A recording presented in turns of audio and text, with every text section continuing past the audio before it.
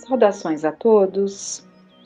Dando continuidade, então, ao estudo que estamos fazendo nos últimos áudios, sobre parte do prefácio do livro Nos Bastidores da Obsessão, do Manuel Filomeno de Miranda, nós estamos vendo o tema em que ele intitula Examinando o Sexo, né?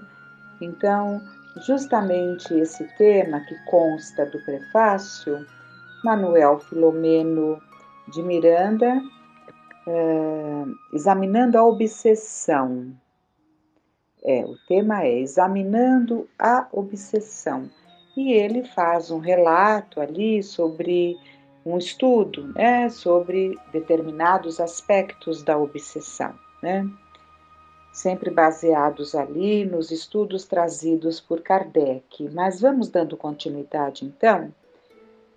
Nós estávamos vendo justamente quando ele falou da ideia negativa que se fixa, né, e que se torna ali um campo mental que se enfraquece na medida em que se há essa fixação, o campo mental se enfraquece, ou seja, o senhor do pensamento, o dono do pensamento, porque nós somos, cada um de nós, somos senhores dos nossos pensamentos, senhores, né? Somos responsáveis por tudo que pensamos, mas descuidando-nos, agasalhando ideias fixas, nos permitindo isso, né?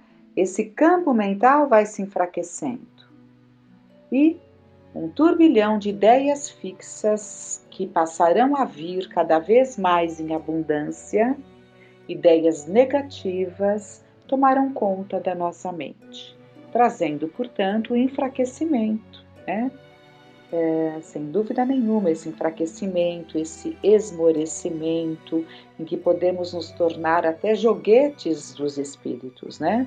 Em processos de subjugação corporal, mental, né? Em processos de fascinação. Então, tudo isso temos estudado e buscando aqui, então, da mesma forma que as enfermidades orgânicas se manifestam onde há carência, o campo obsessivo se desloca da mente para o departamento somático, então da mente para o corpo, né, departamento somático, onde as imperfeições morais do pretérito deixaram marcas profundas no perispírito. E agora ele vai citar vários hábitos que não são nada recomendáveis. Ele vai começar com o tabagismo. O fumo, pelos danos que ocasiona ao organismo, é por isso mesmo perigo para o corpo e para a mente. Hábito vicioso facilita a interferência de mentes desencarnadas, também viciadas, que se ligam em intercâmbio obsessivo simples a caminho de dolorosas desarmonias, né? Então, ele está alertando que o tabagismo, quer dizer, o hábito do fumo, além dos danos que ocasiona ao nosso físico, ao nosso organismo, isso sem dúvida nenhuma é indiscutível, né? Ele também proporciona essa ligação com mentes viciadas, né? Então, se faz presente interferências dessas mentes viciadas, né? Trazendo ali determinadas situações que podem caminhar, né? Para dolorosas desarmonias. Depois ele vai falar sobre alcoolofilia. Embora necessário para o organismo sujeito a climas frios, o álcool, em dosagens mínimas, acelera a digestão, facilitando a diurese. Então, o autor espiritual, que é André Luiz, ele põe uma nota. Alguns médicos falam sobre a desnecessidade de alcoólicos de uso de alcoólicos mesmo nos climas frios, né? Então, Ele está colocando que mesmo nos climas frios e há regiões de frio muito intenso, né, em que recomendava-se ali um pouco de álcool, né, como uma forma ali terapêutica para o organismo, mas há médicos que não aconselham, né? Então é isso que o André Luiz colocou. E ele continua: no entanto, pelas consequências sociomorais que acarreta quando se perverte em viciação criminosa, simples em começo e depois aberrante, é veículo de obsessores cruéis, ensejando alcoólatras desencarnados, vampirismo impiedoso, com consequentes lesões do aparelho fisiopsíquico.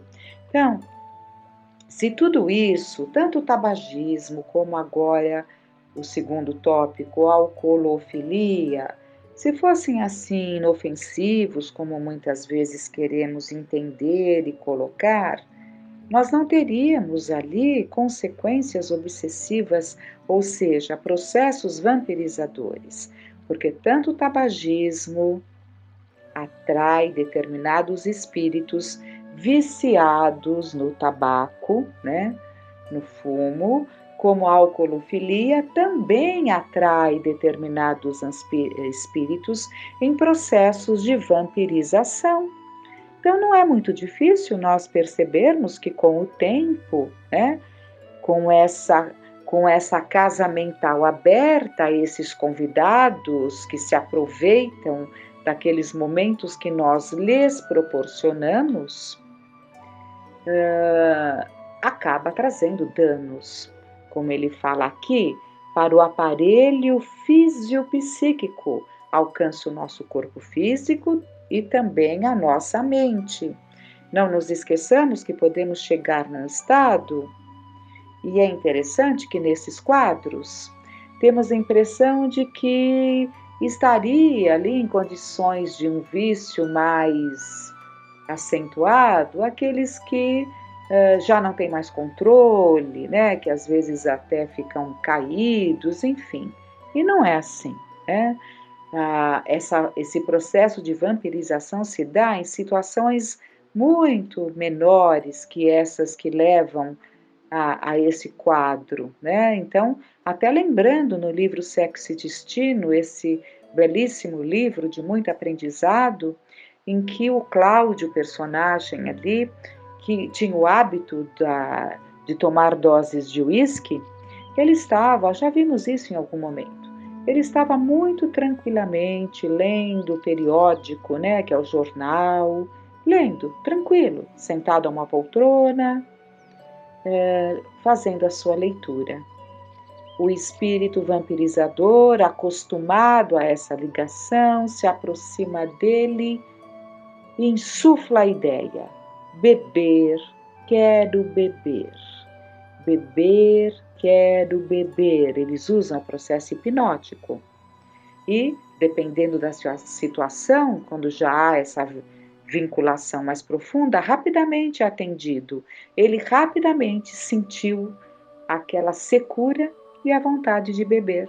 Ele não saberia nem explicar, se fosse perguntado a ele, por que dele ter deixado naquele momento o jornal de lado, que ele estava interessado, e ido se servir de uma dose de uísque. E é narrado ali por André Luiz que, quando ele se serve da dose de uísque ali no copo, o espírito se acopla, né? Se sobrepõe a ele, se junta a ele, se acopla numa conjugação de tal forma que até aquela talagada que foi dada ali com a língua, né? Ele diz que não, André Luiz relata que não saberia dizer se foi Cláudio ou espírito, tal a conjugação dos dois ali naquele processo. E para termos uma ideia, terminado aquele momento, então, de satisfação, o vampirizador se afasta, ele vai retomar o jornal quando um segundo fala, eu também quero, e fica ali insistindo na ideia, rapidamente, ele achando que estava fazendo por vontade dele, e na verdade ele estava sendo manipulado, ele se serve da segunda dose de uísque e o quadro se repete, né? Então, é importante que frisemos essas questões. Em seguida, Manuel Filomeno de Miranda coloca o terceiro tópico, né? Sexualidade. Sendo porta de santificação para a vida, altar de preservação da espécie, é também veículo de alucinantes manifestações de mentes atormentadas em estado de angústia pertinaz. Através dele, sintonizam consciências desencarnadas com indescritível aflição, mergulhando em hospedagem violenta nas mentes encarnadas para se demorarem em absorções destruidoras do plasma nervoso, gerando obsessões degradantes. Então, outro ponto. Então, vimos tabagismo, alcoolofilia, sexualidade, a sexualidade usada em desequilíbrio, né? Evidentemente que ela acaba atraindo determinadas mentes que sentem determinadas necessidades e fazem parte, do mesmo jeito que foi descrito ali aquela conjugação naquele momento do uísque, se dá também no momento das práticas sexuais, né? E o outro item que ele coloca, então percebemos quantos pontos para estarmos atentos, né? Estupefacientes. À frente da ação deprimente de certas drogas que atuam nos centros nervosos, desbordam-se os registros da subconsciência e impressões do pretérito ressurgem misturadas às frustrações do presente, já em depósito, realizando conúbio desequilibrante, através do qual desencarnados em desespero emocional se locupletam, ligando-se aos atormentados da terra, conjugando à loucura deles, em possessão selvagem. Vejam que aqui ele faz um grande alerta, né?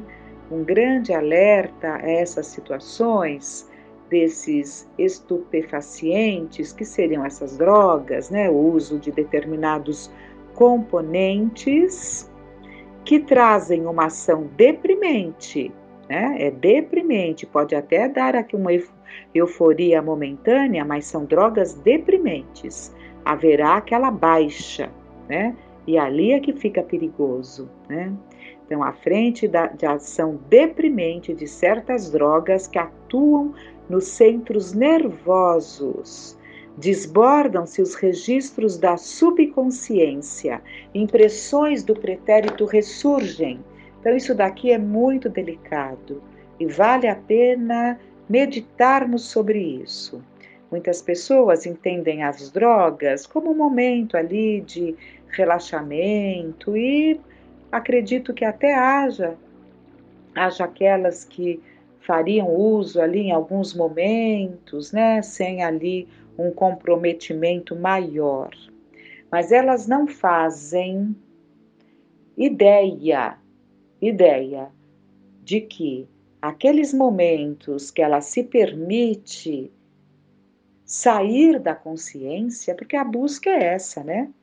Essa busca de quem deseja todos esses componentes que nos afastam da realidade, porque acredito que, de certa forma, não se está contente com a própria realidade, né? Daí a necessidade de buscar esses canais de fuga. Senão, não teria sentido. Quem está bem resolvido consigo mesmo não tem essas necessidades, né? Mas é muito grande o número de insatisfeitos, de descontentes, de revoltados, né? E isso pode fazer com que se acentue essas buscas, esses usos. E o que acontece? O que ele fala aqui muito, muito importante?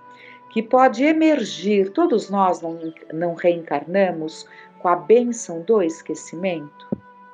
É uma bênção, porque seria muito difícil nós darmos conta das nossas necessidades na encarnação, sabendo que fomos nós que traímos, que tiramos a vida, que levamos a uma derrocada moral, aquela pessoa que está ali no nosso convívio no dia a dia, componente da nossa família, ou que determinada pessoa da nossa família, do nosso grupo de laços mais estreitos, nos levaram ali a determinadas situações, né?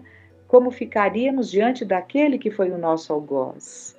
E como nos sentiríamos como algozes daqueles que hoje estamos juntos e estamos buscando amar, né?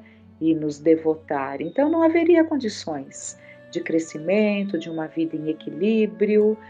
Tanto é que Deus, na sua infinita bondade, nos dá a bênção do esquecimento. Mas determinados componentes químicos podem remexer o que está lá no subconsciente, no inconsciente e fazer emergir. E vai ser bom o resultado? Com certeza não. Né? Com certeza não. Todo o trabalho íntimo, aquelas coisas que estão ali no inconsciente, no subconsciente, chegará um momento que elas terão que eclodir, mas da forma adequada, né? Nos processos naturais e não nascidos de uma situação ali criada pelos entorpecentes, porque os resultados não serão nada benéficos. Né? E vamos lá então no texto. O próximo tópico que ele traz, a alienação mental. Sendo todo alienado, conforme o próprio verbete denuncia, um ausente, a alienação mental começa muitas vezes quando o espírito retoma o corpo pela reencarnação em forma de limitação punitiva ou de corrigenda, ligado a credores d'antanho, em marcha inexorável para o aniquilamento da razão, quando não se afirma nas linhas do equilíbrio moral. Então, muitas vezes, né, há essas situações em que o espírito retoma o corpo pela reencarnação, ou seja, ele reencarna dentro de quadros punitivos, ou seja, essas obsessões ferrenhas, em que há uma perseguição muito grande no plano espiritual e Deus determina, por razões, que um venha e o outro não. Né? Então, um fica e um tem a bênção da volta. O outro terá, por sua vez, no momento certo, adequado. Né? Mas aquele que está em mais condições, em melhores condições, ele vem. Ele tem a oportunidade de vir e lidar com esse aprendizado, né? Esse esquecimento do passado, mas mesmo com o esquecimento do passado, estão fixadas na sua memória e, portanto, trazendo ali como presenças esses seres que acompanham o obsediado, né? Então, isso já se dá ali na infância, aquele corpinho de bebê, que já traz ali determinados comportamentos que caracterizam obsessões, né? Muitas vezes, não generalizando nunca, mas apenas trazendo alguns pontos a título de exemplificação, né? Jamais generalizando, porque há outras razões também. Mas muitas vezes aquela criança que chora muito, que nos passa a impressão que não está satisfeita com a volta ao corpo, né? Que não traz aquela leveza, aquela alegria, né? De um bebê, né? De uma criança ainda novinha, porque já sente aquela carga, né? Aquela carga desse processo pungente que já vem de um passado e que acaba trazendo ali determinadas limitações, né? Que vem ali na forma da corrigenda, é sempre para o aprendizado. Então, esses credores do passado retornam, né? E é importante que essas crianças sejam muito bem amparadas, muito bem conduzidas para tratamentos específicos, para que elas se libertem desse jugo e possam desenvolver-se, né? Deixando de ser tão doentinhas, tão magrinhas, né? Tão chorosas. Então, todas essas questões precisam estar no nosso raio de observação. Terminamos o nosso tempo e a próxima colocação que ele trará é a glutoneria, maledicência, ira, ciúme, inveja, soberba, e continua, né? E nós vamos, mas o tempo terminou, a gente retoma a partir, então, dessa ideia, né? Que fica como próximo tópico. Mas o que vimos hoje já é muito suficiente para nossa análise, para o nosso repensar, para nossa observação. Que fiquemos em paz.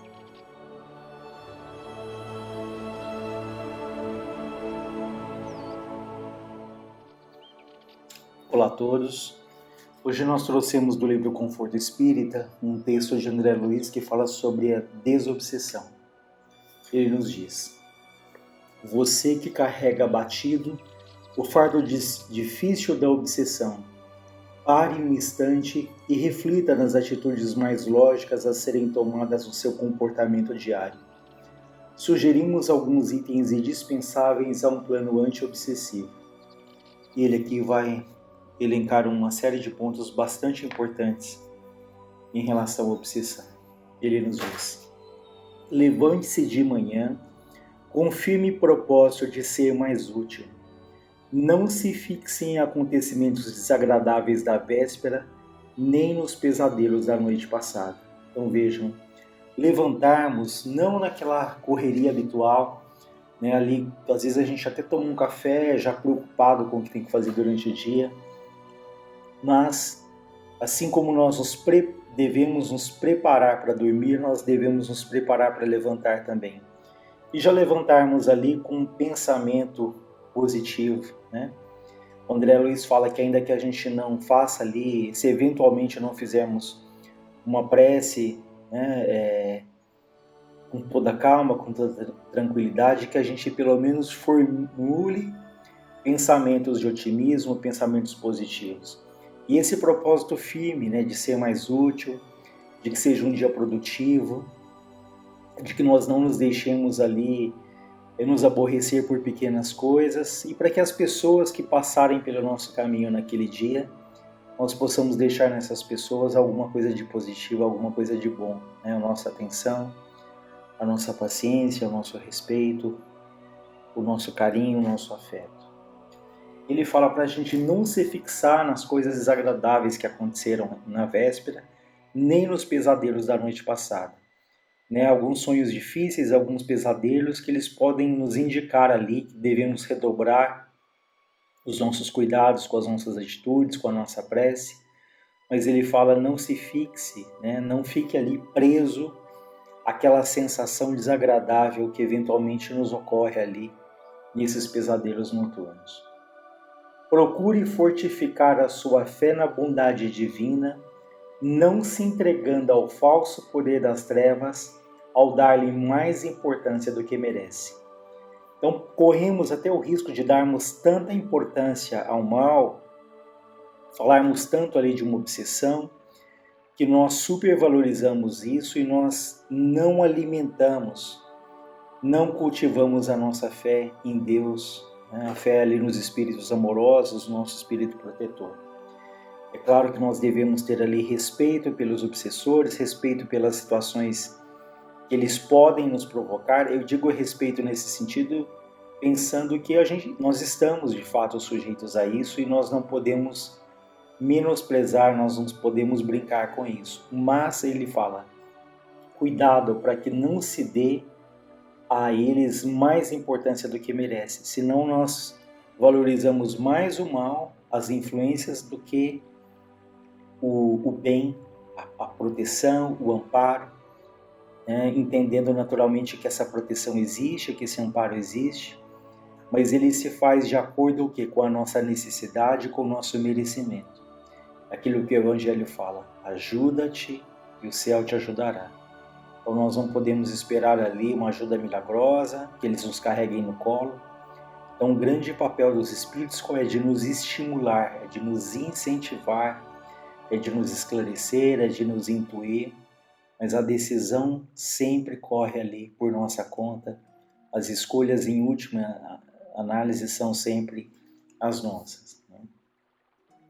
Compadeça-se dos adversários espirituais, mas não lhes confira razão em sua atitude infeliz, por mais que você tenha errado e se sinta passível de punição.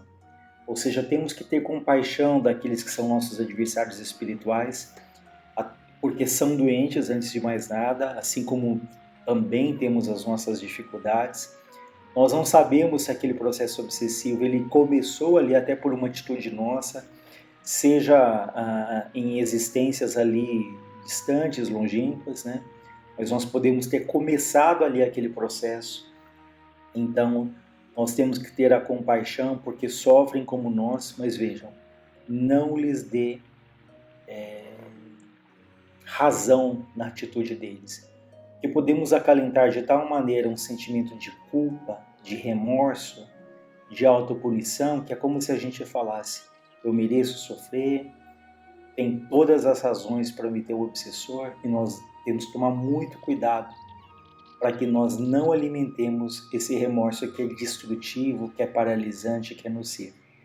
Então, o arrependimento ele é extremamente importante, essa autoanálise, essa reflexão, essa consciência daquilo que precisa ser mudado, mas cuidemos para que isso não vire num remorso que paralisa, né, que imobiliza ali a nossa caminhada quando ficamos presos aos erros do passado.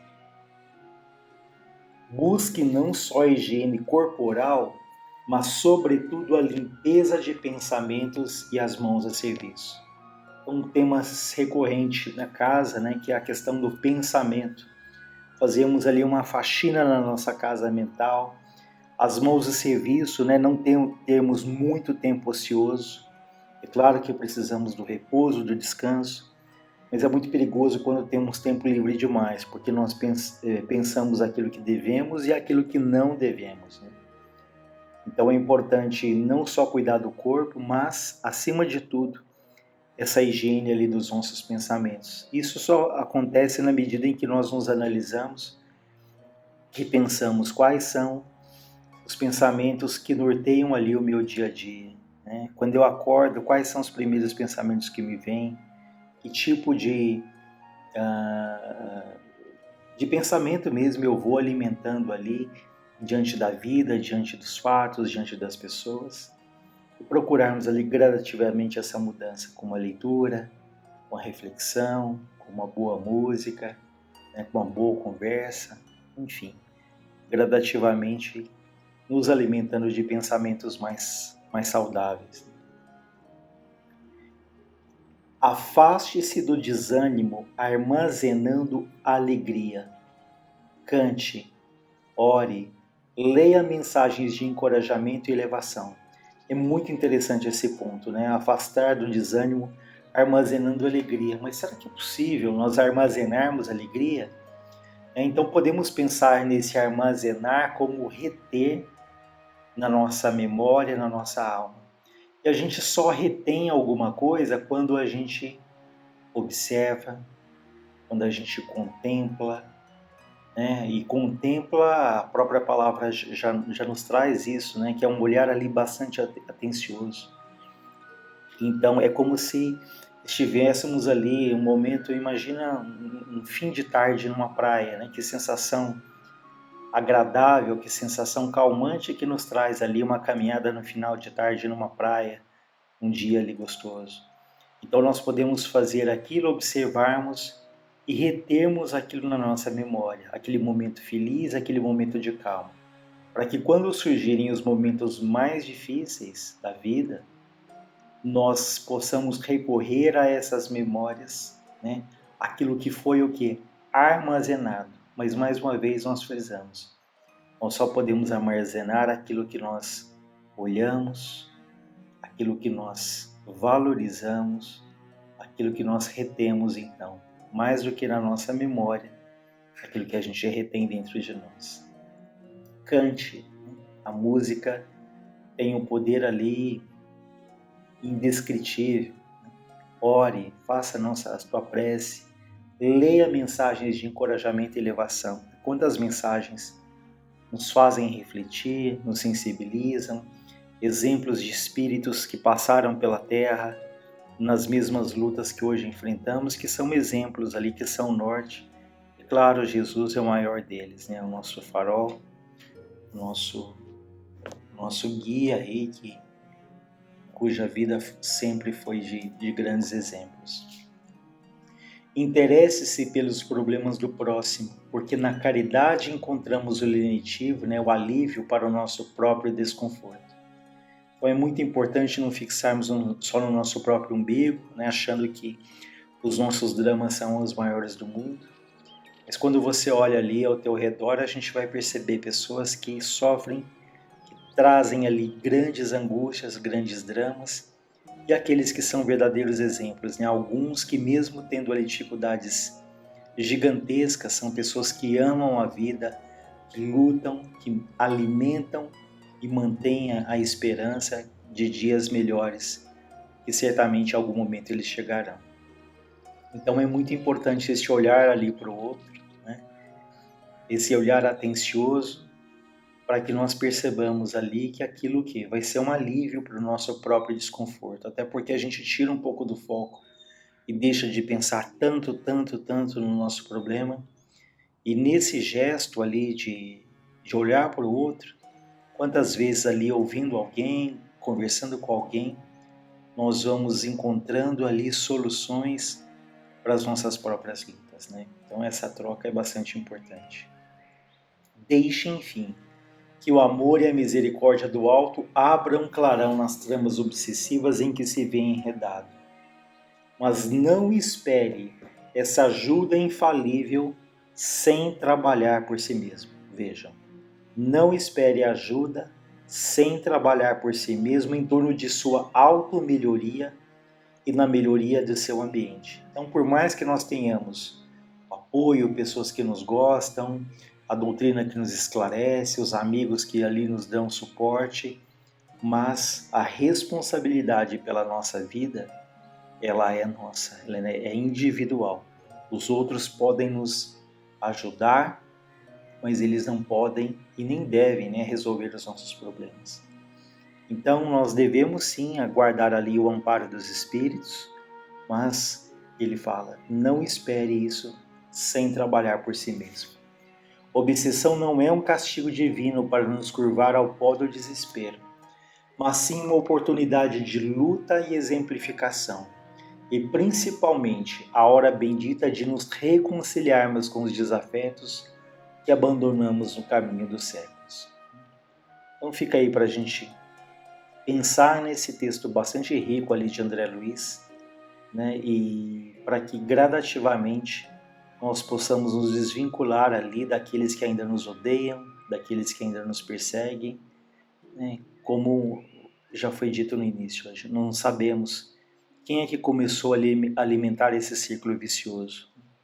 Então temos que fazer ali a parte que nos cabe, e esses pontos são bastante importantes para que aos poucos a gente vá reconquistando ali a paz que todos nós buscamos. Então nossa prece por todos os obsessores, por todos os obsediados e por cada um de nós, né? Para que cultivemos ali os melhores pensamentos, as melhores atitudes, né? Para que também esses companheiros que ainda nos odeiam, eles também encontrem a paz que no fundo todos nós, sem exceção, buscamos. Deus nos ampare e nos fortaleça hoje e sempre.